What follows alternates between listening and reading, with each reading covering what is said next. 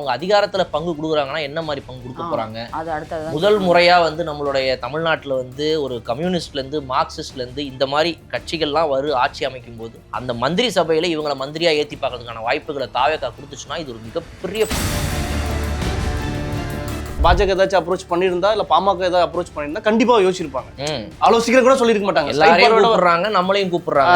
ஆனா இப்ப அவங்க கூப்பிட்டதே யாருன்னு பார்த்தோம்னா நீங்க சொன்ன மாதிரி இடதுசாரி கட்சிகள்னு இருக்கிற கட்சிகளை மட்டும் கூப்பிட்டுருக்காங்க. ஒரு நேஷனல் காங்கிரஸ் கூப்பிட்டுருக்காங்க, அவன் மதசார்பற்ற கட்சி. கம்யூனிஸ்ட் மார்க்சிஸ்ட் ஒரு மதசார்பற்ற கட்சி. இவங்களை மட்டும்தான் விஜய் வந்துட்டு அவங்க கட்சி சார்பா ஒரு லெட்டர் கொடுத்து வரவேற்றிருக்காருங்கும் போது அப்போ ஒரு கம்யூனிஸ்ட் கட்சிக்கும் ஒரு மார்க்சிஸ்ட் கம்யூனிஸ்ட் கட்சியும் வந்துட்டு எப்படி பயன்படுத்திக்கிட்டாங்க இந்த திமுக கட்சி இதுக்கு முன்னாடி? ஒரு போராட்டம் பண்ணுவோம், யூஸ் பண்ணிக்கலாம். எப்பா மார்க்சிஸ்ட் கம்யூனிஸ்ட் போங்கப்பா போயிட்டு ஒரு போராட்டம் நடத்துங்க. சரிங்க சார் போறோம். இந்த மாதிரி தான் மக்களுக்காக நிக்கணும்னு இருக்கிற அந்த கட்சிகளை மக்களுக்காக நிறுத்துறது கிடையாது, இந்த கட்சிக்காக நிறுத்துவாங்க. அமைச்சரவைக்குள்ள இவங்களுக்கு எப்பவுமே வாய்ப்பே கிடைச்சதே கிடையாது. இந்த போக்குவரத்து துறை தான் முக்கியமான பொறுப்பு. அந்த பொறுப்புகள் கண்டிப்பா இவங்க டிமாண்ட் பண்ணுவாங்க. ஆனா அவங்க தாராளமா தான் இருக்காங்க. நீங்க என்ன வேணா கேளுங்க, நாங்க கொடுக்குறோம், கேளுங்க, ஃபர்ஸ்ட் எங்கிட்ட உரையாட வாங்க, ஃபர்ஸ்ட் டிஸ்கஷன் வாங்க. அப்ப இவங்க டிஸ்கஷன் பண்ணிட்டு ஒரு முடிவு எடுப்பாங்கன்றதுல தான். ஃபினான்ஷியலாகவும் அந்த கட்சிகள்லாம் ரொம்ப வெல் ஆஃப்லாம் கிடையாது. இப்போ வரைக்குமே பார்த்தீங்க அப்படின்னா மக்கள்கிட்ட நிதி வாங்கி நடத்துகிற கட்சிகளாக தான் அது இருக்குது. இவங்கள மாதிரிலாம் வந்துட்டு பணத்தை பல கோடிகளாக அடித்து உட்கார வச்சு உள்ளே வச்சுக்கிட்டு பேங்க் பேலன்ஸை நிம்மதியாகிற கட்சியும் கிடையாது. அப்போ அப்படிப்பட்ட கட்சிகளுக்கு இந்த சிச்சுவேஷன் ஒரு வரப்பிரசாதம். கலர் கண்ணாடி நேயர்களுக்கு வணக்கம். தமிழகத்துல இந்த எலெக்ஷன்ல வந்து தொங்கு சட்டசபை உருவாகி மிகுந்த இழுபறியில போயிட்டு இருக்கு. விஜய் அவர்கள் வந்து சிஎம் ஆவாரா ஆக மாட்டாரா, எந்த கூட்டணி கட்சிகள் வந்து அவருக்கு ஆதரவு கொடுப்பாங்க அப்படிங்கிறது மிகுந்த இழுபறி போயிட்டு இருக்கு. இந்த மாதிரி நேரத்துலதான் வந்து கூட்டணி கட்சிகளோட இம்பார்ட்டன்ஸ் எந்த அளவுக்கு இருக்கு ஒரு கட்சிக்கோ அப்படிங்கிறது தெரிய வருது. ஏன்னா விஜய் கிட்ட இப்ப வந்து காங்கிரஸ் கட்சியினர் வந்து ஆதரவு தெரிவிச்சிருக்காங்க. இப்ப அவர்கிட்ட 112 எம்எல்ஏக்கள் இருக்காங்க. இப்ப வந்து கூட்டணி கட்சிகள் என்ன மாதிரி ஆதரவு அவருக்கு தருவாங்க? சிபிஐ, சிபிஐஎம், திருமாவோட விசிகா, இந்த மாதிரி கட்சிகள் வந்து அவருக்கு வந்து எந்த அளவுக்கு ஆதரவு தருவாங்க அப்படிங்கிறத பத்தி தான் இந்த வீடியோல நம்ம டிஸ்கஸ் பண்ண போறோம். வணக்கம் சார். இப்போ கம்யூனிஸ்ட் கட்சிகள் பற்றி நம்ம பேசலாம் சார். அந்த கட்சி வந்து விஜய்க்கு ஆதரவு தருவாங்களா? ஏன்னா 3-4 நாளாக வந்து ஆலோசனை பண்ணிட்டு இருக்கோம், நாங்கள் தாவேக்கு ஆதரவு தரமாட்டோமா அப்படின்ற மாதிரி மிகுந்த இழுபறியில் போயிட்டு இருக்கு. அவங்க என்ன மாதிரியான ஸ்டாண்ட் எடுப்பாங்கன்னு நீங்கள் நினைக்கிறீங்க சார்? கிட்டத்தட்ட ஒரு 10 வருஷம் வந்து இவங்க பயங்கரமான மதசார்பு முற்போக்கு கூட்டணின்ற மாதிரி இருந்தாங்க. ஏன் அந்த மதசார்பு முற்போக்கு கூட்டணி பாஜக எதிர்ப்பு அப்படின்ற அடிப்படையில் தான் இயங்கினாங்க. அப்புறம் தமிழ்நாட்டில் ஒரு ஒரு ஒரு பெரிய கட்சி வந்து பாஜக எதுக்குன்னா அடுத்தது விஜயா தான் இருக்காரு. ஆனால் இவங்க ஏன் இந்த இடத்துல தயக்கப்படுறாங்கன்னா, லாஸ்ட்டாக இவர் ஒரு 2 வருஷத்துக்கு வந்து இவர் வந்து எப்படி பேசினாரு, பாஜக எதிர்த்தாரா இல்லையா, அந்த இடத்துல தயக்கம் காட்டுறதா வெளிப்படையில் அப்படி சொல்கிறாங்க. ஆனால் சிலர் ஒரு பக்கம் என்ன சொல்லுவாங்க, அவங்களுக்கு டிமாண்ட் பண்ணுறதுக்காக சில எனக்கு ஒரு அமைச்சர் சீட் வேணுன்றதுக்காகவும் சில இடங்கள் அப்படி சொல்கிறாங்க. இருந்தாலும் தலைமைகள் அப்படி ஒரு பக்கம் யோசித்தாலும் கீழே அணிகளில் 2 டிவைடராக இருக்கிறதாகவும் சொல்கிறாங்க. என்னென்னா போலான்ற மாதிரியும் ஒன்று சொல்கிறாங்க, இல்லை போகக்கூடாது அப்படின்ற மாதிரியும் சொல்கிறாங்க. ஏன்னா விஜய் வந்து பாஜகவோட போயிடுவார், நம்ம போகக்கூடாது அப்படின்ற மாதிரி சில கருத்துக்கள்லாம் சொல்கிறாங்க. சிபிஐ இருக்கட்டும், சிபிஎம்மாக இருக்கட்டும், அதே மாதிரி விசிகாவாக இருக்கட்டும். விசிகாவும் இன்னும் அவர் என்ன நிலைப்பாடுன்றது இன்னும் ஒரு கிளாரிட்டி இல்லாமல் தான் இருக்காங்க. நாளைக்கு நாங்கள் பார்ப்போம், நாளைக்கு ஒரு முடிவு எடுப்போம். ஒரு பக்கம் இப்படி ஒரு பக்கம் இருந்தாலே ஆளுநர் ஒரு பக்கம் ஆளுநர் ஒரு பக்கம் பிரச்சனை தான் அவர் பண்ணுறாரு. ஏன்னா ஆளுநருக்கு பிரச்சனை பண்ணுறது மட்டும் தான் வேலை, அவர் எந்த அதிகாரமும் கிடையாது. இவர் பெரும்பான்மை நினைச்சா கையெழுத்து போட்டு நீ கொடுக்கணும்ல, சட்டமன்றத்தில் நீ தீர்மானிக்கணும்ல, அதை விட உனக்கு என்ன வேலை? அதுக்கு தான் நாங்கள் எல்லா வரி பணம்லாம் கொடுத்துட்ருக்கோம், நீ ஏன் கொடுக்கல அப்படின்ற கேள்விகள்லாம் விமர்சனமாக வச்சுட்டு இருக்காங்க. ஆனால் அதே சமயம் சேர்றது தான் நல்ல முடிவும் கூட அப்படின்றது தான் என்னோட கருத்து. சார், இப்போ சிபிஐ, சிபிஐஎம் கட்சிகள்லாம் இருக்கு இல்லையா, இதற்கு முன்னாடி டிஎம்கே கூட தான் அலையன்ஸில் இருந்தாங்க கடந்த 10 வருஷமாக. அவர் சொன்ன மாதிரி அவங்களுக்கு வந்து தகுந்த மரியாதையோ இல்லை அமைச்சரவை எந்த ஒரு இதுவும் இல்லாமல் இருக்காங்களா டிஎம்கே கிட்ட? அவங்க வந்து எந்த மாதிரி மதிக்கப்படுறாங்க அந்த கூட்டணி கட்சிகளில்? இது வந்து ஒரு நல்ல சிச்சுவேஷன் ஆக்சுவலாக. சரி, நம்ம பார்க்குறோன்னா வந்து சிபிஐயாக இருக்கட்டும், சிபிஐஎம்மாக இருக்கட்டும், இல்லை வந்து விசிகாவாகட்டும், அவங்களாம் இதை விட ஒரு பெட்டர் சிச்சுவேஷன் அமையுமா அரசியல் களத்தில் திரும்ப அப்படிங்கிறது தான் இங்கே கொஸ்டின். ஸோ இப்போ இவங்க சைடில் என்ன டிலே பண்ணுறாங்க? இவங்க ஆளுக்கு 2 சீட்டு 6 சீட்டு முடிச்சு விட்டா 112 ஒரு 6 118 க்ளோஸ் அப்படின்னு சொல்லி வெயிட் பண்ணிருக்கலாம் டிவிகேவுடைய தொண்டர்களோ ஆதரவாளர்களோ. பட் ஆனால் இவங்க ஒரு டைம் எடுக்கிறது நல்லதுங்க. அப்போ இவங்களுக்கு எப்போ ஒரு சிச்சுவேஷன் அரைஸ் ஆகும் இது மாதிரி சொல்லுங்கள்? அவங்களுக்கு இப்போ ஒரு பார்கெனிங் பவர் கிரியேட் ஆகிருக்குது இல்லை, அதை அவங்க யூட்டிலைஸ் பண்ணுவாங்க. நீங்களாக இருந்தால் கூட நீங்கள் வந்துட்டு ஓகே ரைட் யோசிப்போம், உடனே நான் ரைட்டுக்கு வரேங்க, ஓகே வாங்க போகலாம் அப்படின்னு சொல்ல மாட்டாங்க. பொறுமையாக இருந்து யோசிச்சு இதில் நமக்கு என்ன கிடைக்கும், இப்போ போனால் என்ன கொடுப்பாங்க, எதுக்கு நம்ம அந்த பக்கம் போகணும், திமுகவோட கூட்டணியை விட்டு வெளியே போனோம்னா அதில் நமக்கு என்ன நாளைக்கு வந்துட்டு ஒரு அடி விழலாம், திமுக அதிமுகவோட இத்தனை நாள் ஒன்றா மாறி மாறி இருந்திருக்கிறோம். இவங்க 2 பேரை தாண்டி நம்ம வெளியே போனதே கிடையாது. இன்னைக்கு தாவேக்காவை இன்னைக்கு வந்து தனி பெரும் கட்சியாக வந்துட்டாங்கன்றதுக்காக நம்ம அவங்க பக்கம் போயிடலாமா? ஆட்சி அமைக்கிறதுக்கு ஒரு உந்துகோலா மட்டும் இருந்தால் போதுமா? நம்ம திமுக நமக்கு என்னென்ன நற்பயன்கள்லாம் இருந்திருக்குது, அதை நம்ம நாளைக்கு திரும்ப கிடைக்குமா? காங்கிரஸை வந்துட்டு பேக் ஸ்டாபர்ஸ், முதுகில் குத்தியவர்கள்னு சொல்லிட்டு திமுக வந்து பிராண்ட் பண்ணுது. சரவணன் அவர்கள் வந்துட்டு போடுறாரு ட்வீட். அப்படி இருக்கும்போது வந்து நம்மளை நாளைக்கு என்ன சொல்லுவாங்க? என்ன சொல்ல திமுகவோட கூட்டணியை நீங்கள் உடச்சிட்டு வெளியே போனீங்கன்னா திமுக அவங்கள வந்து ரொம்ப ஜாலியாக பார்த்துக்கும். நீங்கள் வந்து நாளை பின்ன எப்போ வந்தாலுமே உங்களை திரும்ப வந்து சரி ஓகே வந்துட்டீங்களா சேர்ந்துக்கங்கன்னு சொல்லுமானா தெரில. சொல்லலாம். தேமுதிகவை சேர்த்துக்கிறதுக்கு தயாராக இருக்குது, எல்லாரையும் சேர்த்துக்க தயாராக இருக்குது. அப்படிங்கும்போது இவங்களும் நாளைக்கு போனாங்கன்னா வரும்போது ஏற்றுக்கும். பட் அதில் என்னென்ன பிரச்சனைகள் இருக்குன்றதெல்லாம் யோசிக்கிற டைம் இது. ஸோ இது எடுத்தோம் கவுத்தோன்னு ஒரே நாளில் அரை நாளில் உடனே நீங்கள் எதிர்பார்க்குற மாதிரிலாம் சொல்கிறதுங்கிறது ஒரு கட்சினால் முடியுமா அப்படின்னா எனக்கு தெரியலைங்க. என்ன தெரிஞ்ச வரைக்கும் அவங்க டைம் எடுத்துக்கிறது நல்லது. இது மாதிரி விஷயங்கள்லாம் யோசிக்கணும். ஒரு முடிவை எடுத்ததுக்கு அப்புறம் நீங்கள் யோசிக்கவே முடியாது, பின்வாங்கவே முடியாது. வாங்கலாம், அதுக்கு ஒரு 6 மாதம் டைம் ஆகும் திரும்பவும், ரைட்டுங்களா? ஒரு 6 மாதம் ஆனதுக்கு அப்புறம் தான் வந்துட்டு ஒரு நோ கான்ஃபிடன்ஸ் மோஷன், அதாவது நம்பிக்கையில்லா தீர்மானத்தை கொண்டு வர முடியும். அதுக்கு ஒரு 6 மாத காலம் விட்டுட்டு தான் சட்டத்தில் வந்து இடம் கொடுக்குது. அந்த 6 மாதத்தில் அவங்க அரசை சரியாக நடத்தலையா, அவங்க நோ கான்ஃபிடன்ஸ் மோஷன் போங்க அப்படின்னு. அப்போ அந்த 6 மாதம் வரைக்கும் கூட இருக்கணும். அப்போ அப்படிப்பட்ட ஒரு முடிவை எடுக்கிற ஒரு கட்சிக்கு டைம் வேணும். இது ஒரு விஷயம். 2வது விஷயம் என்ன அப்படின்னா, இத்தனை நாட்களாக அந்த கட்சிகள்லாம் எப்படி நடத்தப்பட்டுச்சுங்கிறது தான் இங்கே முக்கியமான கேள்வி. ஒரு கம்யூனிஸ்ட் கட்சிக்கும் ஒரு மார்க்சிஸ்ட் கம்யூனிஸ்ட் கட்சியும் வந்துட்டு எப்படி பயன்படுத்திக்கிட்டாங்க இந்த திமுக கட்சி இதுக்கு முன்னாடி? அவங்க வந்து சும்மா வந்து போராட்டம் பண்ணி வாப்பா, இவங்க போராட்டம் பண்ணணுமா, அது நம்ம வந்து இப்போ எதிர்கட்சியாக இருக்கிறோம் திமுக, ஆளுங்கட்சியாகுது அதிமுக, ஒரு போராட்டம் பண்ணுவோம், யூஸ் பண்ணிக்கலாம். எப்பா மார்க்சிஸ்ட்டு கம்யூனிஸ்ட்டு போங்கப்பா, போய்ட்டு ஒரு போராட்டம் நடத்துங்க. சரிங்க சார் போகிறோம். இந்த மாதிரி தான் மக்களுக்காக நிற்கணும்னு இருக்கிற அந்த கட்சிகளை மக்களுக்காக நிறுத்துறது கிடையாது, இந்த கட்சிக்காக நிறுத்துவாங்க. இந்த கட்சிக்காக போயிட்டு ஒரு போராட்டம் பண்ணுங்க அப்படின்னு. ஃபினான்ஷியலாகவும் அந்த கட்சிகள்லாம் ரொம்ப வெல் ஆஃப்லாம் கிடையாது. இப்போ வரைக்குமே பார்த்தீங்க அப்படின்னா மக்கள்கிட்ட நிதி வாங்கி நடத்துகிற கட்சிகளாக தான் அது இருக்குது. இவங்கள மாதிரிலாம் வந்துட்டு பணத்தை பல கோடிகளாக அடித்து உட்கார வச்சு உள்ளே வச்சுக்கிட்டு பேங்க் பேலன்ஸை நிம்மதியாகிற கட்சியும் கிடையாது. அப்போ அப்படிப்பட்ட கட்சிகளுக்கு இந்த சிச்சுவேஷன் ஒரு வரப்பிரசாதம். அதை அவங்க எவ்வளோ அழகாக பயன்படுத்திக்க போகிறாங்கன்றதை நம்ம வெயிட் பண்ணி பார்க்கணும். என்னை பொறுத்த வரைக்கும் அதை விசிகா ரொம்ப சரியாக பயன்படுத்திக்கும் நான் எதிர்பார்க்குறேன். அதே சமயம் விஜய் இதில் எடுத்த மூவ் எனக்கு ரொம்ப பிடிச்சிருக்கு. ஏன்னா அந்த பக்கம் பார்த்தீங்கன்னா நிறைய பேர் வந்து பாஜக கூட போகிறேன்னு சொல்லும் போது இவங்க அப்பயும் கடிதம் வந்து யாருக்கு அனுப்பியிருக்காங்க, விசிகா சிபிஎம்க்கு தான் அனுப்பியிருக்காங்க. அதே மாதிரி இந்த முடிவுகளில் தான் நிறைய இடதுசாரிகளில் வந்து இருக்கிற முக்கியமான பொறுப்புகள் இருக்கிறவங்கள வந்து நம்ம குறைய மதிப்பிட்டோம், சரியான முடிவு தான் எடுத்திருக்காரு, அப்போது நம்ம போகணும் அப்படின்ற அவங்களுக்குள்ள ஒரு ஆலோசனை பண்ற அளவுக்கு ஒரு தாட் எங்கிருந்து வருதுன்னா இங்கிருந்து தான் வருது. இல்ல இன்னொரு முக்கியமான ஒருவேளை அதிமுக அப்ரோச் பண்ணியிருந்தா, பாஜக ஏதாச்சும் அப்ரோச் பண்ணியிருந்தா, இல்ல பாமக ஏதாவது அப்ரோச் பண்ணியிருந்தா கண்டிப்பா யோசிச்சிருப்பாங்க. ஆலோசிக்கிற கூட சொல்லியிருக்க மாட்டாங்க. எல்லாரையும் கூப்பிடுறாங்க, நம்மளையும் கூப்பிடுறாங்க. ஆனா இப்ப அவங்க கூப்பிட்டதே யாருன்னு பார்த்தோம்னா, நீங்க சொன்ன மாதிரி இடதுசாரி கட்சிகள்னு இருக்கிற கட்சிகளை மட்டும் கூப்பிட்டுருக்காங்க. ஒரு நேஷனல் காங்கிரஸ் கூப்பிட்டுருக்காங்க, அவன் மதசார்பற்ற கட்சி. கம்யூனிஸ்ட் மார்க்சிஸ்ட் ஒரு மதசார்பற்ற கட்சி.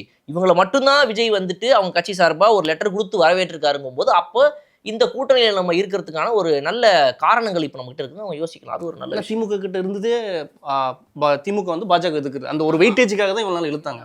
ஆனால் அப்படி ஒரு ஸ்டெப் போகாமல் தமிழக சூழலையும் மக்களோட மனநிலையும் யோசிச்சு பார்த்துட்டு நமக்கு இவங்க சரியான முடிவு தான் எடுத்திருக்காரு அப்படின்ற மாதிரியும் யோசிக்க வைக்கிறாங்க. அதே மாதிரி ஆலோசிக்காமல் சீக்கிரம் விரைஞ்சு ஒரு முடிவு எடுக்கணும். ஏன்னா டக்குன்னு ஆட்சிக்கு வந்து அடுத்தடுத்த முடிவுகள் இது பண்ணணும். இத்தனை நாள் ஒரு சமுதாயத்தில் இத்தனை நாள் வந்து ஆட்சி இல்லாமல் இருக்கிறது ஒரு நல்ல விஷயமும் கிடையாது, ஆரோக்கியமான விஷயமும் கிடையாது. கட்டாயமாக அவர் கொடுத்து சீக்கிரம் வந்து முதலமைச்சராக உட்கார வைக்கணும். அப்புறமேல தான் அதில் விமர்சனம் சுய விமர்சனன்றதுல அப்புறம் பரிசீலிக்கலாம். ஃபர்ஸ்ட் அதை கொடுத்து வாய்ப்பு கொடுத்து டக்குன்னு அதை மூவ் பண்ணுங்கன்றது தான் என்னோட பார்வை. இன்னொன்று தாவேக தரப்புலேருந்து வந்து அவங்க ஏற்கனவே ஆட்சியில் பங்கு அதிகாரத்தில் பங்குன்னு ஒரு விஷயத்தை சொல்லியிருந்தாங்க. அப்போ அவங்க அதிகாரத்தில் பங்கு கொடுக்குறாங்கன்னா என்ன மாதிரி பங்கு கொடுக்க போகிறாங்க?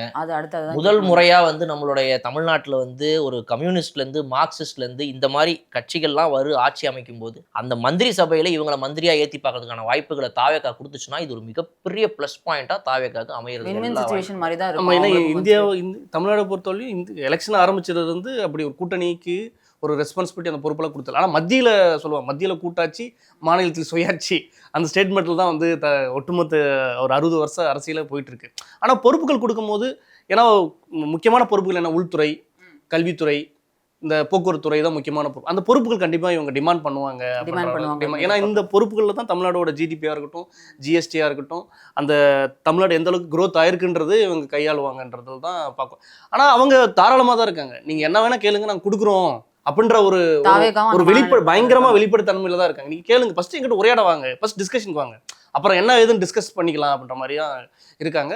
அப்போ இவங்க டிஸ்கஷன் பண்ணிட்டு ஒரு முடிவு எடுப்பாங்கன்றதுல தான் அங்கே இருக்கிற உள்ளே இருக்கிறவங்களாம் சொல்கிறதாகவும் இருக்குது. திமுகவுக்கு இது ஒரு பேக் ஃபயராக இருந்தாலும் வேற வழி இல்லை, இந்த கசப்பை உண்மையை ஏற்று தான் ஆகணும் அவங்கன்றது தான் ஒரு இதாகவும் இருக்குது. இல்லை இப்போ போகிற இந்த 6 பேரில் ஒரு 3 மந்திரியாவது நம்ம எதிர்பார்க்கலாம். ஒவ்வொன்றுலேருந்து ஒரு கம்யூனிஸ்ட்லேருந்து இங்கே ஒன்று, மார்க்சிஸ்ட்லேருந்து ஒன்று, விசிகலேருந்து ஒரு மந்திரி, 3 மந்திரி போகிறாங்க அப்படின்னா இது தமிழ்நாடு ஒரு நல்ல விஷயம், ஒரு வரவேற்கத்தக்க வேண்டிய விஷயம். இன்னொரு ஒரு சிரிப்பான விஷயம் என்னென்னா, தாவேக்க அதிகாரத்தில் பங்குன்னு சொல்லுது, முதல்ல அதுக்கு அவங்க ஆட்சிக்கு வரணும்ல அப்படின்னு சொன்ன காலம் போய் இன்னைக்கு வந்து அவங்க வந்து ஒரு மெஜாரிட்டியை காட்டி ஜெயிச்சிருந்தா கூட இந்த சிச்சுவேஷன் கிரியேட் ஆயிருக்காது. என்ன ஆயிருக்கும் அப்படின்னா வந்துட்டு மெஜாரிட்டியை காட்டிட்டு கடைசியில் அவங்களே தான் 30-35 அமைச்சர்கள் இருக்கிற மாதிரி இருந்திருக்கும். ஆனால் இப்போ எப்படி ஆயிருக்குது அப்படின்னா, அந்த மெஜாரிட்டி காட்ட முடியாமல் போனனால அவங்க ஸ்டார்டிங்கில் கொடுத்த அந்த வார்த்தை, அது வந்து நாங்கள் வந்து ஆட்சியிலையும் பங்கு கொடுப்போம், அதிகாரத்திலையும் பங்கு கொடுப்போம்னு சொன்னாங்க, யாருமே வரலை. இன்னைக்கு அப்படி ஒரு சிச்சுவேஷன் கிரியேட் ஆகி அவங்களாம் வர மாதிரி கிரியேட் ஆகி இப்போ அவங்க வந்து இவங்க சொன்னது நடக்கவும் போகுது.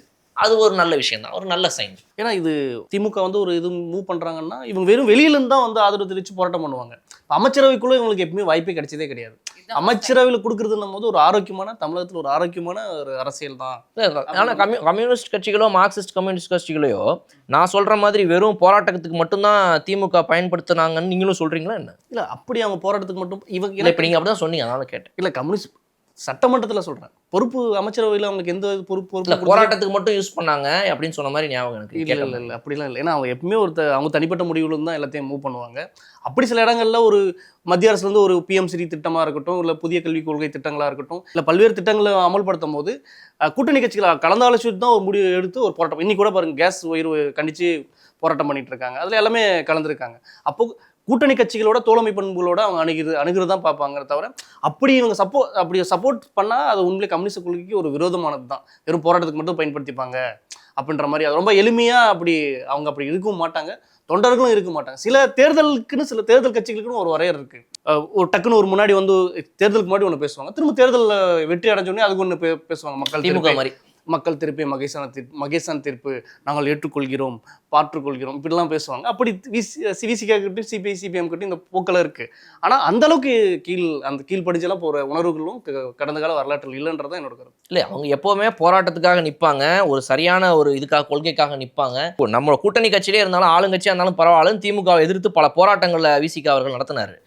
நான் அவங்கள பற்றி குறைச்ச மதிப்பிடலை. நான் என்ன கேட்குறேன்னா, திமுக இந்த கூட்டணி கட்சிகளெல்லாம் இத்தனை நாள் ரொம்ப மரியாதையாக அழகாக அவங்களுக்கு தேவையான எல்லாத்தையும் கொடுத்து நடத்திச்சான்னு கேட்குறேன். இல்லை, ஏன்னா பாலகிருஷ்ணன் வெளிப்படையாக சொல்லியிருக்காருல்ல, எங்களுக்கு சரியான பிரதிநிதித்துவம் கொடுக்கல அப்படின்ற மாதிரி சொல்லியிருக்காங்க. அதே மாதிரி ஸ்ரீபெரும்புதூரில் வந்து சாம்சங் போராட்டமாக இருக்கட்டும், 12 மணி நேரம் வேலைகள் இருக்கும் போதாக இருக்கட்டும், பரந்தூர் விமான நிலைய போராட்டங்களாக இருக்கட்டும், வேங்கவெயில் இஷ்யூவில் வந்து இவங்க முதன்மையாக நிச்சயம் விசிகாவை இவங்களாம் போராடினதாக இருக்கட்டும், நாங்குநேரி மோகன் வந்து கொல்லப்படும் போது இவங்க இதே போராட்டம் நடந்ததாக இருக்கட்டும், சட்ட ஒழுங்கு பிரச்சனை இருக்குன்ற மாதிரி தொடர்ச்சியாக போராடினதாக இருக்கட்டும், தென் மாவட்டங்களில் நடக்கிற சாதி ஆணவ படுகொலைக்கு எதுவுமே நீங்கள் பேசலை அப்படின்னு சொல்கிறதா இருக்கட்டும், அது அவங்க சக்திக்குட்பட்டு சில விஷயத்தை செஞ்சுருக்காங்க. ஆனால் இது சாட்டிஸ்ஃபைடாக இல்லை தான், அந்த பர்ஃபார்மன்ஸ் அளவுக்கு சாட்டிஸ்ஃபைடு இல்லை தான். ஆனால் இனிமேலும் அப்படி இருக்கக்கூடாதுன்றது தான் ஒரு படிப்பினை எடுத்துக்கணும். அதுக்காக தான் டிவிகே கிட்ட அவங்க சொல்றாங்க, இந்த கருத்துக்கெல்லாம் அவங்க சொல்றாங்க, படிப்பினை எடுத்துப்பாங்க. அதே சமயம் இந்த சமரசம் இனிமேல் இருக்காது, அது எந்த கட்சிகளாக இருந்தாலும் சரி அப்படின்ற மாதிரி. ஏன்னா திமுகன்ற ஒரு பண்ணையார்த்தனத்துக்கு இந்த விழுந்த ஒரு அடிதான் இது. ஏன்னா இல்லை சாதி நாங்கள் இல்லை அப்படி இல்லை இப்படி இல்லைன்ற மாதிரி பேசினவங்க. ஏன்னா ஒருத்தர் சொன்னார், சிபிஐயில் இருக்கிறவங்களே, முதலமைச்சர் சாதி பார்க்க மாட்டார், ஆனால் அமைச்சர்கள் தான் பிரச்சனை, அமைச்சர் கட்டுப்பாட்டில் தான் இருக்குது அப்படின்ற மாதிரி பேசுவாங்க. அப்படி காம்ப்ரமைஸ் ஆகக்கூடாது. யாராக இருந்தாலும் நீங்கள் எதிர்த்து பேசணும், எதிர்த்து போராட்டம் பண்ணணும். அதுதான் கம்யூனிஸ்ட் தத்துவத்துக்கான ஒரு நேர்மையான இதாக இருக்கும்.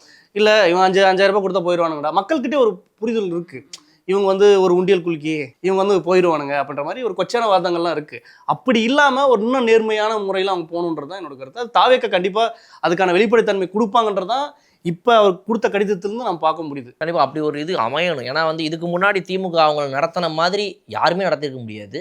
அந்த மரியாதை அட்லீஸ்ட் தாவேக்க கொடுத்தாங்க அப்படின்னா வந்து இது ஒரு மிகப்பெரிய ஒரு மாற்றமாக நம்மளோட தமிழக அரசியல் சூழலில் பார்க்கலாம். இப்போ திருமாவர்கள் வந்து திமுக கூட நினைச்சிட்டாங்க அப்படின்னா விசிகா வந்து இரண்டாவுடைய வாய்ப்பு இருக்கா? தாவேக்கால போனது நிறைய தொண்டர்கள் சந்தோஷப்படுறாங்க. ஏன்னா வேங்கை விஷயத்தில் குற்றம் சாட்டப்பட்ட குற்றவாளி ஆக்கப்பட்டாங்க. கள்ளக்குறிச்சி விஷயத்தில் பெண்கள் அந்த விஷயம் நடந்துச்சுல்ல, அங்கே இருக்க மக்களே குற்றவாளியை காக்கப்பட்டாங்க. அப்போ இங்கே இருக்கிற தலித்துகள் வந்து என்ன பண்ணாங்கன்னா, திமுகவுக்கு நம்ம போடக்கூடாது. இப்போ முன்னாடி வந்து எலெக்ஷனுக்கு முன்னாடி தேர்தல் ரிசல்ட் வரும்போது திருமாவளவன் என்ன சொன்னார்னா, கட்சியில் இருக்க தோழர்கள் நிறைய பேர் வேலை செய்யலை, கடலூராக இருக்கட்டும், சிதம்பரமாக இருக்கட்டும், காட்டுமன்னார்குடியாக இருக்கட்டும், வேலை செய்யலை அப்படின்ற மாதிரி தான் சொன்னார். ஏன் சொன்னார்னா, திமுகவுக்கு போகிறது அவங்க உடன்பாடு இல்லை, தொண்டர்களுக்கே தாவேக்காவுக்கு தான் வேலை செஞ்சுருக்காங்க. இப்போ காங்கிரஸ்ல இருந்து கூட ஒருத்தர் வெளியே வந்து சொல்லியிருக்காரு, நான் முன்னாடியே வந்து தாவேக்காவுக்கு வேலை செஞ்சேன், அப்படின்ற மாதிரி ஸ்டேட்மெண்ட்லாம் சொல்லியிருக்காங்க. முன்னாடியே அவங்களுக்கு இல்லை, தலைமையில் வந்து கட்டுப்பட்டு அந்த மாதிரி இருந்தாங்க தவிர தொண்டர்கள் அப்படி இல்லை, தாவேக்கான்ற நிலைமையில் தான் இருக்குது. அதே மாதிரி விஜய் ஜெயிச்சதை பார்த்தீங்கன்னா வட மாவட்டங்களில் தான் அதிகமாக ஜெயிச்சிருக்காரு. காஞ்சிபுரம், திருவள்ளூர் இந்த பகுதிகளில் ஜெயிச்சிருக்காரு. அதே மாதிரி வெயிட்டாக இருந்த பகுதிகளும் பார்த்தீங்கன்னா இடதுசாரிகளாக இருக்கட்டும், திமுகவாக இருக்கட்டும், இவங்களாம் வெயிட்டாக இருந்த பகுதிகளும் இந்த பகுதிகளில் தான். இந்த பகுதிகளிலே அவங்க பிடிச்சிருக்கன்னும் போது அதுலேருந்தே தெரிஞ்சுக்கலாம் தலித்துகளும் வன்னியர்களும் வந்து திமுகவை எப்படி பார்த்தாங்க அப்படின்றது தெரிஞ்சுக்கலாம். அதன் அடிப்படையில் அவங்க அப்படி முடிவெல்லாம் எடுக்க மாட்டாங்க. அப்படி போனால் அந்த விசிகான்ற அந்த தனித்தன்மை கட்சி இருக்காது, போயிடும் அப்படின்றது தான். அப்போ திருமாவளவனுக்கு ஒரு செல்வாக்கெல்லாம் போயிடும். ஏன்னா அவர் வந்து கொள்கை கோட்பாடு, பிஜேபி எதிர்ப்பு, இந்த கொள்கையிலிருந்த குறைஞ்சபட்சத்துலேருந்து தான் ஒரு நல்ல தலைவர், ஒரு சூப்பர் லீடர். முன்ன சாதிய போக்கில் இருந்த பார்த்தவர் இன்னைக்கு பாஜக எதுக்குறனால ஒரு நல்ல தலைவர்ன்ற ஒரு பொது தலைவராக மாற்றப்படுக அவரோட முன்னெடுப்புகளும் போராட்டங்கள் அடிப்படையில் தான் இருக்கு. அப்படி போக மாட்டாருன்றதான் என்னோட பார்வையா இருக்கு. தாவேக்காவுக்கு போக மாட்டாருன்றாங்களா? அது போக மாட்டாரு அப்படின்னு தான் சொல்றாரு. இதுக்கடுத்து ஆளுநர் என்ன முடிவெடுப்பாங்க, கூட்டணி கட்சிகள் என்ன முடிவெடுப்பாங்க அப்படிங்கிறத பொறுத்து நம்ம பார்க்கலாம்.